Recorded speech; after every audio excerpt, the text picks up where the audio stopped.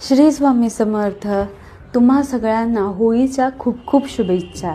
या येत्या 13 मार्च 2025च्या दिवशी तुम्ही असा एक काय महत्त्वाचा उपाय केल्याने तुमच्या आयुष्यामध्ये जी काही निगेटिव्हिटी असेल, जे काही दुःख आहे ते दूर होऊन तुमचं आयुष्य सुख समृद्धीने आणि धनधान्याने होईल संपन्न.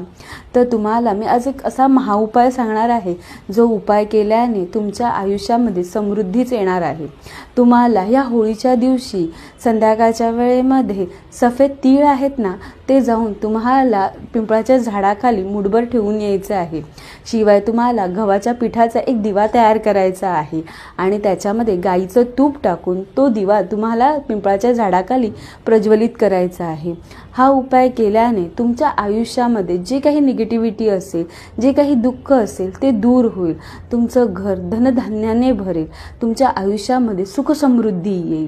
हा उपाय छोटा आहे, नक्की करून बघा आणि कमेंटमध्ये श्री स्वामी समर्थ लिहायला विसरू नका.